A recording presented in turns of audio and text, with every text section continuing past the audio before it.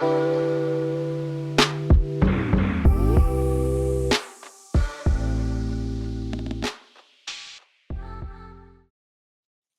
guys, welcome to another episode of Shooting the Breeze. Tonight it is a late one. It has just gone midnight, but I'm excited to be joined by someone who, as I've said in the brief introduction, there was a video that's appeared over 10 years ago and has just started to gain a little bit of traction. Again, it's finding its way into people's algorithms on YouTube, and it is over 400,000 views. So I'm not going to spoil it too much, but I'm going to be introducing you now to Ariana Sanders. Hi, Hey. thank you so much for having me. No, not at all. I was just explaining, like, without going into too much detail, the infamous video, shall we say. So let's just jump right in about it. What's the backstory of Ariana? Yeah, absolutely. So that video of me, I think I was like 9 years old, of me singing "Thank You."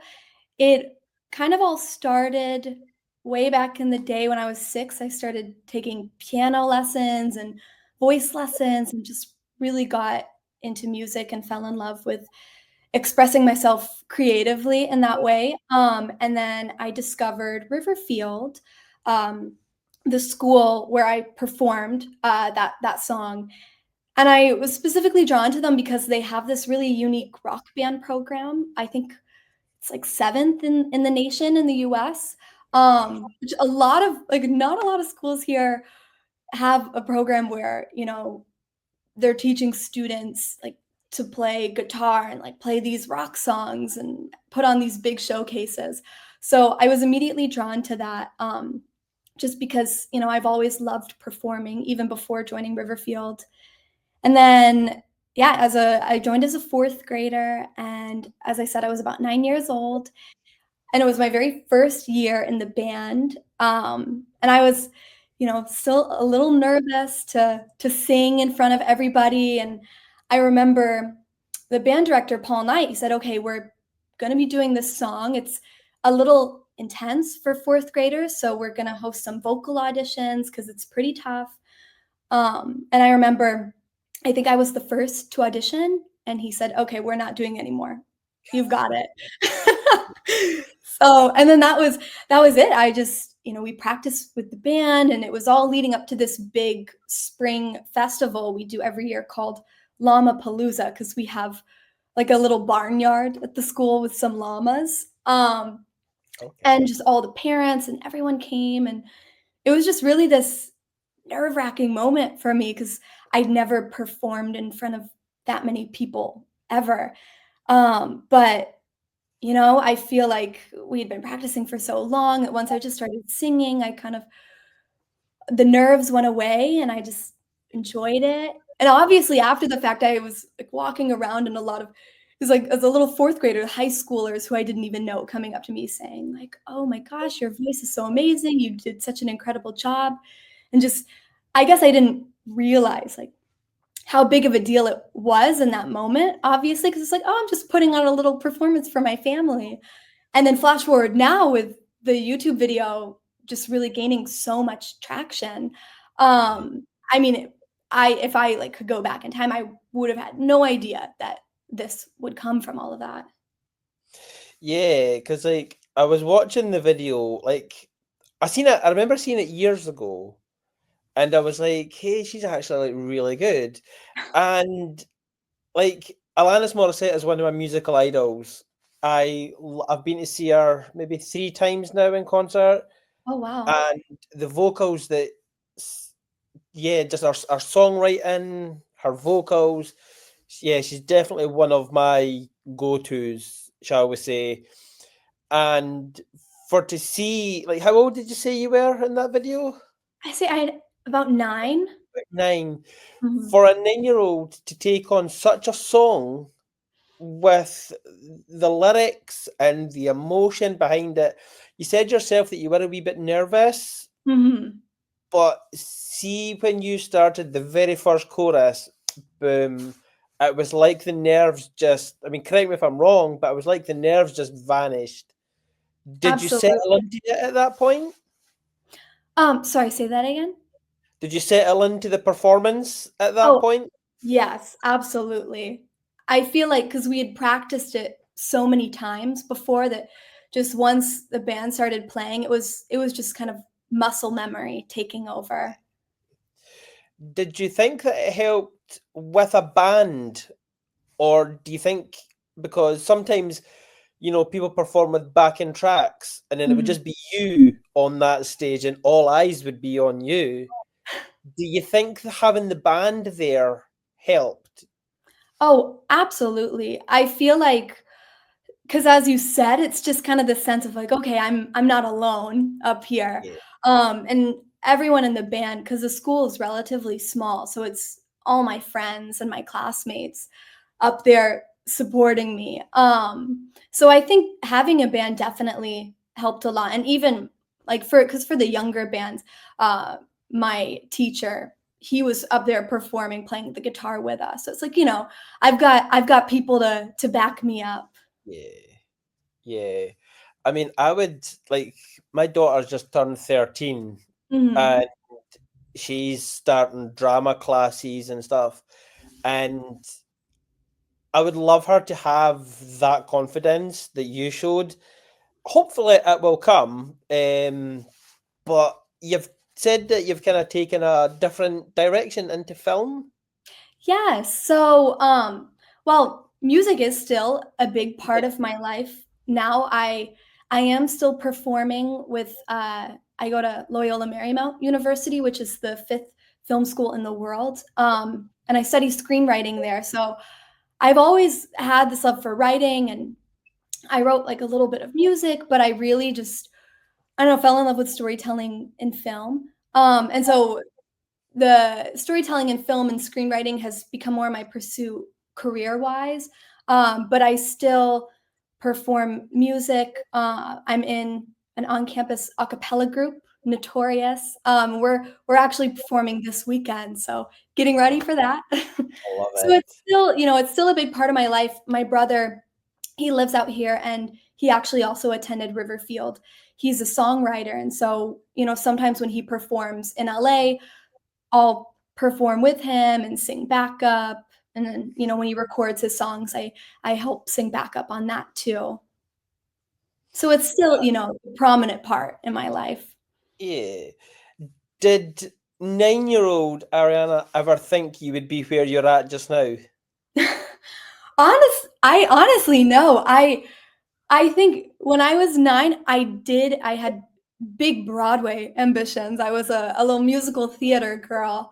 Um, and then that kind of segued into, I've always had a love for the arts. So it's at first it was Broadway, and then it was I wanted to follow in my brother's footsteps and be a songwriter. And then that kind of fell into film as I just really fell in love with making movies and writing for movies. So I think I always knew that I would be doing something creative, uh, Yeah. but I didn't know obviously exactly what at the time. Yeah, I would like, as I said, my daughter's 13 and she's just started her first year in what we call high school. Mhm. I would love for the arts to be as important as what they are over there. It's sad. I feel anyway that it's sad that it's not taken as a career choice over Mhm. here, and it's a shame because whether it's music or like art in any capacity, I think it is so important for like self-expression and yeah, like for yourself has opened so many doors for you. Absolutely. And I feel very lucky in the sense that my parents have been so supportive of me and my siblings' pursuit of the arts. Because we all kind of, I mean, my sister also went into music, but more business. So a very artsy family. And I feel very lucky that they really just helped us cultivate those dreams and supported us in following them. Because I feel like, in other cases here, some parents wouldn't really encourage that. Yeah, I think as well it's like we are blessed in regards to our education system flawed as it may be, we don't like our arts programs, as I said, they're not as prominent. They're Mhm. there, but you have to seek them out. So Yeah. it helps if you know where to look, kind of thing. Mhm. So, in regards to the film aspect of things, what's the dream? Oh, the dream right now is I'd really love to get in a writer's room for a TV show and, just be able to write and have my work seen. Long term would be maybe eventually be a showrunner and have my own TV show of my creation. But yeah, I've fallen a little bit more into the TV world the past few years just because that's really gotten so big in LA. Is there much difference in regards to TV writing to film writing? I feel like now it's there's a bit more overlap than there used to be, especially with shows like Stranger Things where it almost feels like a really long movie. Yes. So I feel like now it's a little bit more, either or, but in regards of TV writing as a screenwriter, you have a little bit more creative control than if you're writing a movie, just in the way the industry works. And so that's kind of why I'm more gravitating towards TV as opposed to movies. What would you say your go-to genre of TV would be? Like Mm. comedy-wise or Yeah, I do really love, comedies, but I like with a little dark twist. Like recently, I loved the new White Lotus season. Just kind of, I guess, yeah, in that genre of like a little dark comedy, really wacky characters. yeah, I think it's like one of my well, on my Netflix, my go-tos are The Big Bang Theory, Mhm. Friends, or Brooklyn Nine-Nine. Oh yeah, yeah, those are And I good. think and I think it's because like for me, I always look at TV and shows as escape from reality. Mhm. So for that sake of that 20 minutes for an episode, if I can forget whatever problems that I have and just enjoy myself, I think that's a win. Absolutely. And for somebody like yourself to actually be writing potentially a TV show, how does that make you feel knowing that you could potentially have such a huge impact on someone's day? I feel like that's also another reason why I wanna do it. It's because I feel like stories have so much power in, creating an influence on people's lives and just even that impact of being an escape for someone of another world for someone to fall away into. And I think that's also why I enjoy writing them, and it's also in part why I enjoy playing music is because of that element of it being an escape of when I'm, sitting down at the piano, even if it's like I'm not performing or anything, if it's just for Mm. me, I'm just playing one of my favorite songs, or when I'm sitting down at my computer to, work on one of my scripts, there is this element of just really falling into the world or falling into the music and just like escaping for a little bit from normal life. Yeah, for sure. Because I mean, I don't think there's much left in life that's really fun these days. So I think if you can just grab a hold of whatever you can that you enjoy, just do it. I mean Absolutely. that's Mhm. the way that I try to live my life as well. So when it comes to producing your TV show, Mhm. you can pretty much do everything, can't you? When it comes to the writing of it, the musical side of things, like that's bound to be such a good feeling for you to have this idea and be able to essentially just see it come to life. Do you have Mhm. any like what's your diary look like just now? Is it full of scribbles with notes or Yeah, I think I have like a little writing folder. Is just when I randomly a thought comes in my head, I'll just like write it down really quick. And that the same kind of goes for music because I have written a few songs here and there, and so sometimes it's just like I'll have like a melody or something. It's just as it pops in my head. I think sometimes, you know, my best ideas just sometimes come to me randomly as I'm on walks or something. And so yeah, it's good to just always have that handy to write it down really quick because what like an idea for a feature I wrote while in school, I come up with it like 3 years before I had even started writing it, when it was just like a random little one sentence idea, and then that formed into a whole like 115-page script years later. That's awesome. That is pretty. Do you think that as a person you need to be pretty disciplined to do that? I I think so, 'cause especially as I'm about to graduate school, I've been really trying to be better at creating personal deadlines for my writing. Because of course, if school is there and I have the deadline, like, I need to finish this script by this time, I will get it done. But it's a little bit harder when it's just me. I should write every day. I'm trying to implement that, but I feel like you really do have to kind of just do it, and it can be hard to find that personal motivation, but I have a lot of writer friends here as well, so I kind of I bother them to be like, "Okay, keep me accountable, make sure check on in on this date, make sure I'm done with my pages." I mean, that's good though that you've got people that you could either bounce ideas off of, or as you say, hold yourself Mhm. accountable. Because I think everybody has at some point in life a dream, but it's how many people tend to let that dream slide. Yeah. And it's such a shame. It's a shame because this dream could be like this grand gesture of a dream, or it could be like the smallest thing ever. But everybody's entitled to have a dream. Absolutely, and I feel like, especially where I am, it is a little scary of this isn't exactly the easiest path of becoming a working writer, but, as you said, like, I have a dream, and even though there's a lot of risk with it, I'm determined to push forward. Because if you don't try, then, you never know if that dream ever could have been fulfilled. That's exactly it. I mean, I try and tell my daughter the same thing. I would rather that you came to me and said that I failed than come Mhm. to me and said, I wish I did this. Exactly. Because we've all probably got like things in our life that we wish that we did.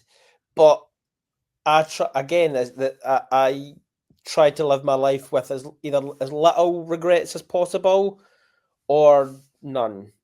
So far, I'm not doing too good. So, but But I think if you at least try, then something might come of it. But who knows? I think that's the beauty of just trying. Absolutely, and it's taking it back, to my thank you videos, I was so nervous to audition for the song, and, I wasn't at first, I was like, "Oh, I don't know if I should do it," and to think that, if I was too scared to not even try, then it Yeah, might not have happened, but yeah. even with the nerves and the fears of maybe not getting it, still trying just That's ex- because. that's exactly it. I mean, at what point after that video did you actually start to see some of the reactions and the YouTube? Do you pay attention to any of the YouTube comments? Yeah, so I didn't really see the YouTube comments until, because I don't think it really, got a lot of views until years after the fact it was posted. And my music director, he like I think I was still in high school when he first started, was starting to get some more views, and I was in like band class with him. He's like, "Oh, Ari, I gotta show you this. Like, there are a ton of comments on the video. Like, have you checked on it lately?" I'm like a video for me from like 6, 7 years ago. I have not looked at it, no. Um, so it was really I had to have been, I think, a senior maybe, um, or it might have been a little bit before then, but it was kind of this, strange moment of seeing people from all over the world reacting to this video of when I was young, and kind of like an aha moment of like, oh, I didn't really know that I could, like, a video of me singing could have such an impact on people. And it was a little surreal. And then, of course, after my first year of college, the band, we got back together and we recorded, Uninvited, and, like, Yes. also seeing the comments on that, it felt all very full circle, like, to come together again and do another Alanis song. Was that intentional? Oh, yes, yeah. Yeah. See, it's we could do "Thank You" again, but my band director, he wanted to, try do something else, do another song, just to kinda show, like, then and now, the growth. I mean, as it stands, I'm looking at YouTube just now, and it's sitting Mhm. at 399,000 views. That's crazy. Like, that's like I can't even do the math, but that's like average, like thousands upon thousands a Yeah. week and a month. And how was that video or the reaction to the video? Was that when you decided, here, I can actually make something of this, or had the plans already been in place? I think, at least for film, the plans had already been in place for what I wanted to do, but definitely seeing that video, I don't know, I guess it just sort of made me realize, in part, it kinda made me miss how involved I was with music, and so I have been in LA trying, especially post-grad, I wanna, get in a band somewhere and get performing again, because I really do miss out a lot of be like, singing live with a band. Because even though I do love my a cappella group, but there is something about, like, playing the instruments and Yeah. doing all that, but I think, yeah, seeing the reaction to the video, and a couple years ago, I even had someone reach out to me via email just expressing how the video how meaningful it was for them in their life. It just, I don't know, for someone to go out and reach out to me, and even this, it still kind of blows my mind of, I in part, even though I see the views, I'm like, "Oh, I feel like nobody's watching this," but people are, which is just so crazy. I mean, it's funny just how it's kind of found its way back into people's algorithms. Yeah. Like it's weird because like I even showed my daughter, and Mhm. because as I say, like she's joining these like drama classes and stuff, and she's hopefully she doesn't see this interview, but she's a horrible singer. Oh, no. She can't hold a tune, bless her. But do you know what?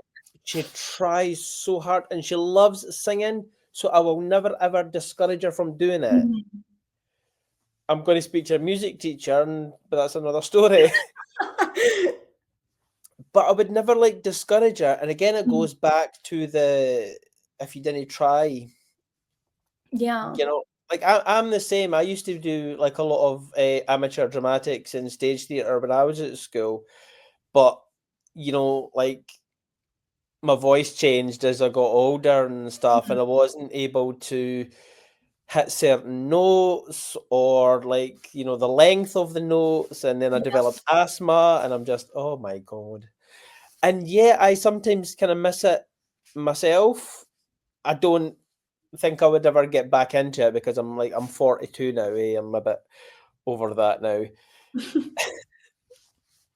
But like for you, and especially doing the two Alanis Morissette Mhm. songs, do you ever think we'll see a thank you reunion? Oh, I mean, I'd say that is a possibility, because I mean, my band, we're all still in touch, and I think the school has talked about doing, like, an alumni concert. Don't take my word 100% for this, but I mean, I would love to, absolutely, 'cause, Yeah. I miss performing with them, and I feel like that would be a really special thing to do. Do you still keep in touch with many of them? Oh, yeah, all of them. Yeah. 'Cause my Oh, school was it was very small. The graduating class was only 45 students. Um, Okay. and for the second song, Uninvited, that band that I performed with, we were a band all 4 years of high school, so we got really, really close. So I'm still in touch with all of them, and, when I go back home to Oklahoma, we get together and we hang out. So I'd say it's definitely a possibility. How is everyone doing in the band? They're good. The drummer, she's one of my besties. She's also pursuing film in LA. So we've stayed pretty close. Good. I love that. I like, Mhm. because sometimes when you leave school, you kind of drift apart from everyone, and I don't think your school life's ever the same, Yeah. as you get older. But no, I'm glad that everybody's doing good. I'm glad. So going forward, then you said that you're graduating in 2 weeks. Mhm. Yes. Do you guys do the whole cap and gown Oh, thing? yeah. Oh, Oh, yeah. we don't do that over here for anything, and it's Oh, sad. It's sad. We just get a wee certificate and our name on it, and we get sent through the post, and it's oh, dead no. boring. It's dead boring. So I'm assuming you've got your outfit picked out and Oh, everything of like that. course, of Oh, course. No, yeah, I'm excited because my high school graduation was still kind of in that COVID era, so I'm yeah. excited to be able to walk across the stage and have the big ceremony. It's kind of a long time coming, it feels. For sure, but do you know what though? You've earned it. You've put Yeah. in the work. You've put in the work, and I can imagine that you've probably sacrificed a lot of nights out and a lot of things that a young woman should be doing, but you've had this focus. And again, Mhm. that's admirable. It really is. I admire that so much because you've obviously had this dream from when you were really young. And Mhm. I mean, if you don't mind me asking, how old are you now? 22. So you've never let that waver, and Mhm. that's so admirable. And I think by the time I'm going to call it now, by the time you're 25, I'm going to be watching a TV show, and I'm going to recognize your name on it. I promise you. That's the dream, that's the goal. I mean, again, like you never once thought that that video would blow up as much as it did, Yeah, and there's probably a few other things that's happened that you've been just mesmerized by. So, if you just keep believing, I think it will happen because absolutely. for like the interactions that we've had, you're such a career driven woman. Is that fair to say? I would say so, I would say Yeah. so. But how has it been though, keeping that focus? Mhm. Have you found it difficult at times? Because as you mentioned there, that time with COVID, man, that was wild. Yeah, yeah. I feel like with the focus, I feel like I've always had, as I said before, I've always had kind of this dream of wanting to tell stories in some capacity, whether that be through music or through film. And starting school, I feel like it was, I was wanting to be a director, writer, editor, do it all. But just as I've gone through, it's more of kind of that outlet of, like, how I wanna tell stories, just refining. Mhm. And so I feel like, at times it can be discouraging here in LA because everybody's you meet so many people with the exact same goals, and it's like, "Oh gosh, like, how am I gonna, like, stick out from all Yeah. these people?" Um, but I feel like it's just someone once told me, especially in the film industry, so much of your career is in a sense, defined by how you respond from your failure. So it's like you have a job interview and it doesn't go well, like, you try again and you keep pushing, or you pitch a show and they don't take it and you pitch it to somebody else. So it's just kind of keep pushing and not getting discouraged, which I feel like at times can be challenging, but I don't know. I think I've really just tried to all this time just remember why I'm doing it and kind of Yeah. my passion for storytelling that I've had all these years, just trying to remember that and like fall back into that when I get into these moments of being discouraged. But I feel Yeah. like, it's still a long road ahead, but I'm excited for it and I feel Good. ready. And you should be. You should be. So obviously, like, you know, talk us through the process of you sit down with a blank notebook and you have Mhm. this idea. What's the thought process putting it on paper? Oh, yeah, so I sort of start just, like, bulleting ideas. I like to draw inspiration from my real life and things I'm passionate about because they say, "Write what you know." And so, usually I'll like, a recent script I'm working on, it all started because I wanted to write about my childhood best friend and I, we met in ice skating lessons. And so I was like, oh, I want to write a story sort of around our relationship. And then somehow from there, I got to an ice skating murder mystery sort of story. Just Well, that, random because just like it's a big jump, but I was just through the thought process of like, okay, because I was watching a lot of like crime shows. So I was like in that mindset. And then from there, I just kind of outline my characters and figure out, just try to get their voices. Um, and then I'll usually just talk to my friends and my writer friends specifically about the idea, just kind of go through like a rough outline of what I want to happen. And usually then like they'll tell me some ideas, kind of bounce back and forth. And then it's just, outline and rewrite and then it takes a while before I actually, like, sit down and start writing the script. I feel like I have an issue of I do wanna just, like, jump in and start writing away, but then I have to think about the logistics sometimes, especially this one, I'm like, "Oh, I gotta figure out, like, what happened with this murder?" Like, I don't know. Figure that out later. But, it's I feel like every story, it's kinda different, but the central part is just kind of, like, figuring out the characters because I feel like once I really know my characters, it's easy for the story to come. yeah. And I think it helps that you're surrounded by like-minded people. Mhm. Um, because you're absolutely spot on with what you've said there. Is like we like to kind of embellish our own lives, so it's like it helps if you know what you're writing about because it's happened Mhm. to you. So, Absolutely. $1 million question: Okay. who would play Ariana Sanders in the movie? Oh my goodness. Oh, I'd have to think about that one. I don't know. Maybe, ooh, I gotta think because gotta be someone who can sing. Well, that's not. Yeah, yeah. Maybe not, but, um, I don't know. I'm going to see the movie Sinners later today, so Haley Steinfeld kinda popped in my mind. She's Okay. feel like we look a little similar with the dark hair, and I think she can sing. I think she was in one of those Pitch Perfect movies. Yeah. I actually really enjoyed those movies, but Oh, yeah. Oh, yeah. They're fun. yeah. Would you say that they're kind of a true representation of? Of college a cappella? Yeah.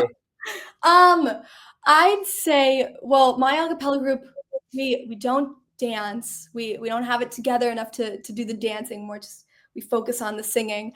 But definitely, like, the dynamics, like, we go on lots of retreats together, we do our riff offs as well.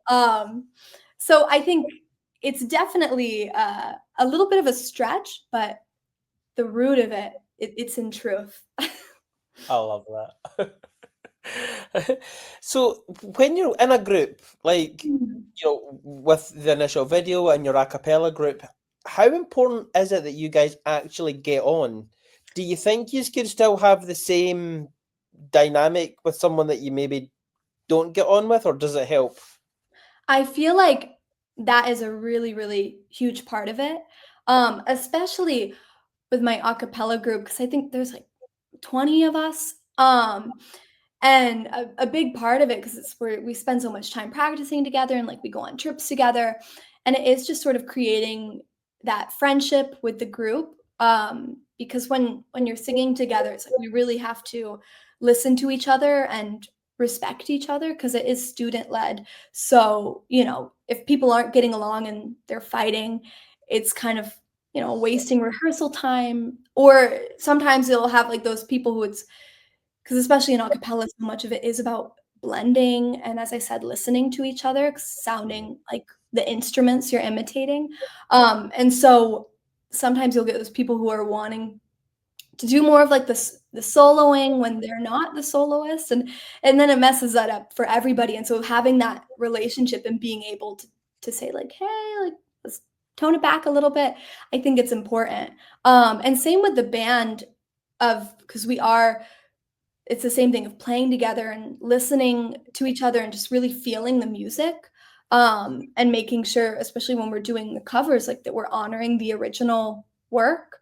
And so Mhm. having that relationship again, because we spend so much time practicing together, I feel like it's really important, and it makes it more fun. Because you're again like you're spending so much time together. It's like my band in high school, our name was Family Road Trip, and we did become like a little bit of a family towards the end of it. See, I actually that's a really cool name because it gives obviously like the listeners the sense of like well family Mhm. really because you know I think if especially in any kind of team environment, I think it does help. Has there ever been a time where you've had to maybe break some news to someone that they're maybe not as good as they think? Oh, no. I haven't had to do that. I So, can imagine that has happened. I yes, I yeah, I don't know how you go about that because I feel like it's just like, oh, it's heartbreaking, especially if the person doesn't know. You I've don't been on wanna say that. You don't wanna crush their yeah. dreams. I've been on the receiving end of that Oh, conversation, and no. it wasn't nice. But as mentioned, obviously when you get older and your a man's voice Yeah, changes yeah, and stuff, I was like, cool. I knew it still sucked. yeah, It yeah. still sucked, but I'm like, right, okay. And yeah, it is what it is. I suppose I enjoyed my time. Would I have liked it to have went further? Yeah, I possibly would have, but I'm kind of living my dream vicariously through my daughter through there, so it's all Oh, good. yeah, and maybe through some, like, pub karaoke. Oh, I love karaoke. I really Mhm. do. I'm terrible, but I'm It's the passion's there. oh, I can play the best air guitar this side of Scotland, so so like your voice in the thank you video in comparison to the uninvited video, and obviously like the way that you look in comparison to the two videos, it's like a totally different person. How did you feel in between those videos? Like I know that there's years apart, but obviously you've Mhm. probably done some growing up. Mhm. So like, do you look back at these two videos and be like, and you can't believe that that's you? Yeah, I feel like well, in between the 2 videos, it's just speaking from, like, a vocal standpoint, Yeah, I had a lotta I went through a lot of different voice teachers because my voice teacher I had in the thank you video, she moved away somewhere else, sadly. But, obviously, it's like growing up, your voice changes and kind of navigating that. Because I remember there was a period in time where it was I was really, I was struggling like a little more to hit the high notes and I didn't have as good breath control or it wasn't as easy as it yeah, was when I was 9. And so kind of navigating that with my voice teacher helped a lot of kind of almost not retraining, but training to fit my voice as I was getting older. Um, and I feel like I don't know, just in between those 2 videos I I got a lot more into classical voice training, and I feel like that helped a lot with that support as I yeah. was getting older. And I think also just my stage presence of getting more comfortable on the stage because at Riverfield, we have 2 shows every year, and so we have, like I mentioned, the spring show, which is like a big outdoor concert, and then we have a winter show in, this historic venue in Tulsa called Kane's Ballroom. There's, like, big people perform here, so it's very cool that it's, like, these kids, like, are getting to perform on this historic stage. And so I feel like just the years of having all those performances and just getting more comfortable, on the stage and behind the mic and all that, I think that did help a lot.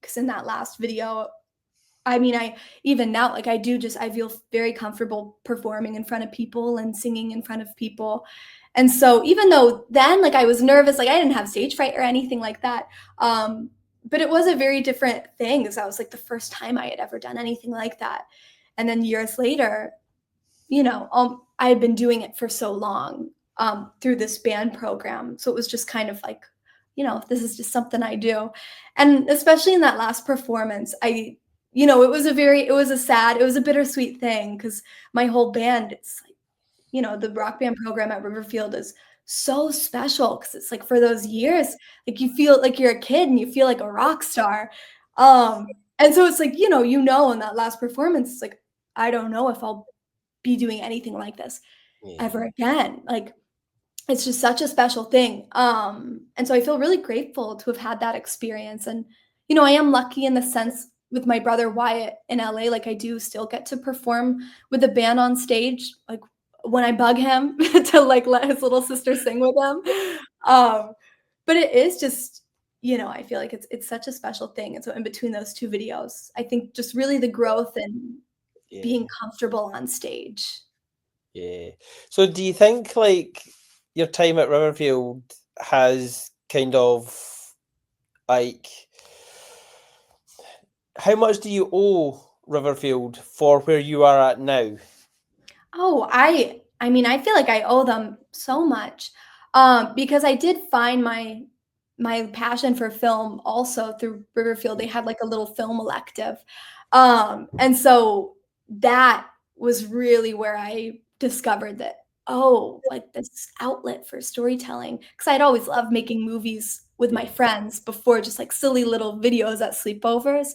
Then I Oh, realized like, oh, like this is something I could do for real. And so I feel like I owe Riverfield so much with just not only my time in the band program and getting to have that little rock star moment, but as well as it really cultivated my love and my knowledge for film as well. Because I feel like if I didn't go there, I don't think I would be in LA now. Probably yeah. not. Where do you think you would be? Oh, I have no idea. I think I would like before I wanted to do film, I really was wanting to just follow in my brother's footsteps in music. So it's like there is a chance like I would have tried to go to Berklee College of Music in Boston too, but I don't know. I feel like some one way or another I'd always find my way to storytelling in some regard.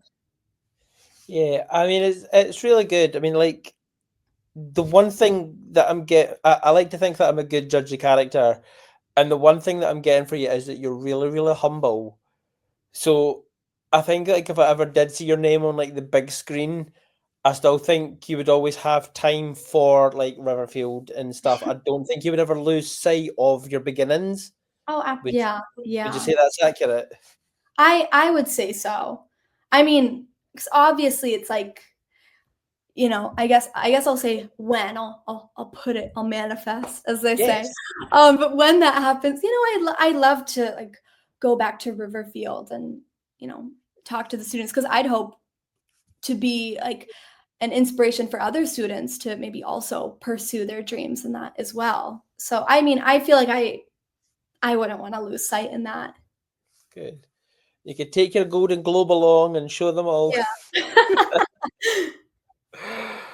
So what is after the graduation, what's next?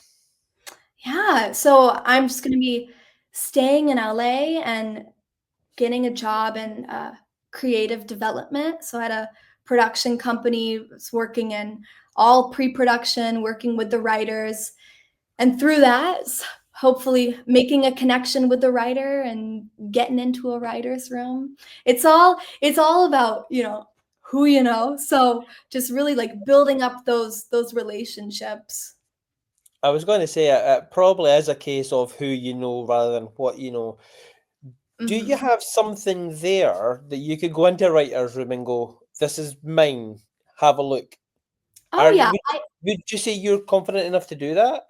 Oh yeah, because I think, they say the biggest thing is, it's also who you know, but it's also you need to be ready when someone says, "Oh, show me your work. Like, what are you working on?"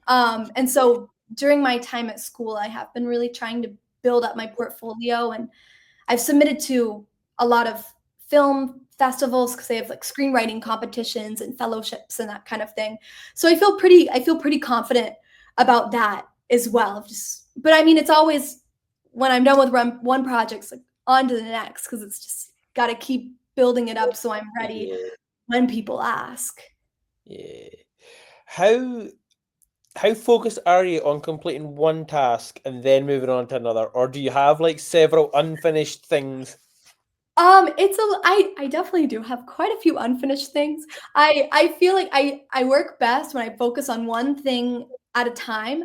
I struggled a little bit during this semester because I was trying to finish a movie for the competitions while I was working on my TV pilot. So I was like, trying to split my brain between the two separate stories and the separate characters.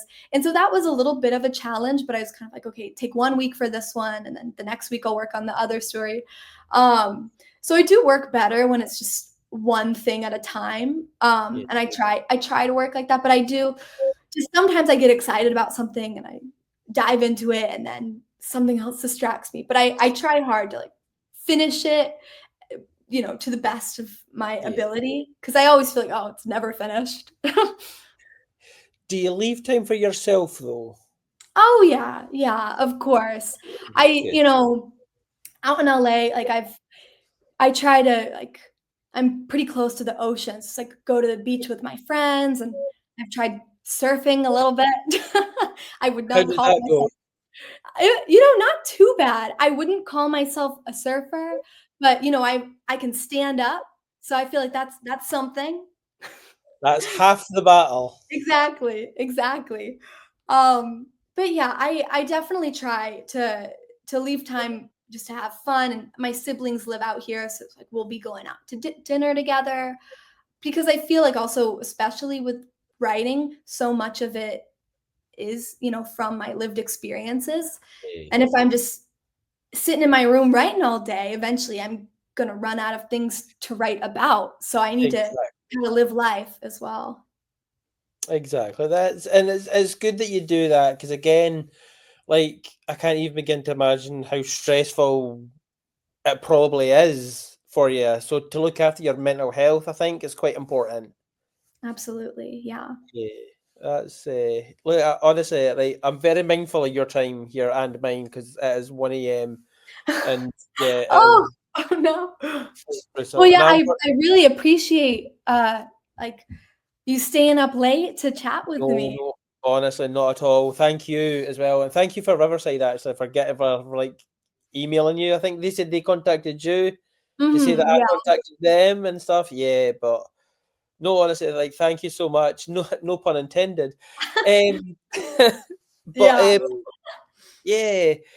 I mean, like I said at the start, like when I first watched that video, it was a few years ago, and like I think I saw it like when my daughter was like really, really young, and I always had kind of like a vision for her to be this strong, independent woman, and without totally sounding cheesy, as if she can grow up to be somebody like yourself with such Oh, drive and determination, I'll be happy with that. that's so sweet. Thank you. No, no. I mean, like as I said, like for being like the 9-year-old on that stage in front of like roughly how many people do you think were there at that show? I'd say like at least like 300, 400. So Is that's scary, mhm. but you did it. But I did it. And do you know what? If you can do that, there's nothing that you can't do. That's true. Yeah. I have faith in you. Thank you. Thank you. Right. I shall let you go. But again, thank you so much for taking the time out your day. I Absolutely. It was really great appreciate talking it. with you. Yeah, you too. I'm hoping it wasn't too hard to understand, obviously with the Scottish No, oh accent. no. No, no, no. Not at all. I've I've been a wee bit like enunciating my words properly just to make sure. Because like Oh when yeah, I'm I could understand everything. good, that's right. Because when I'm talking to my friends, I'm just like, where I come from, the dialect is horrendous. It is horrendous. It's like we're speaking like another language, but I'm glad we got through it. Yes, yes. But anyway, thank you again so much. I will give you an email when this is on YouTube and you Okay, can perfect. share it all. Absolutely. All right. Well, thank Thank you you. again. Have Enjoy a good your night. movie. Thank you. I will. All right. See you later. Bye. Bye. Oh my god, that was Ariana Sanders. And if you guys don't really know what we were talking about there, she posted a video when she was 9 of performing an Alanis Morissette song. I will post it all. And she is an absolute sweetheart. She's 22 now, 21, 22, she says there. And man, world at her feet.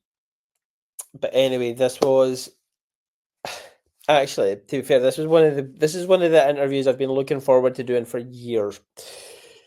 I was talking about a podcast years ago, and why I didn't start it during COVID, I'll never know. But Ariana was one of those people that I always wanted to speak to, but I didn't know how to get in touch with her or anything like that until recently. Emailed the school that she said that she went to. I'm sure I got it wrong. I actually got it wrong. Riverfield. I called it Riverside earlier, and she didn't pick me up on it, which I'm glad of.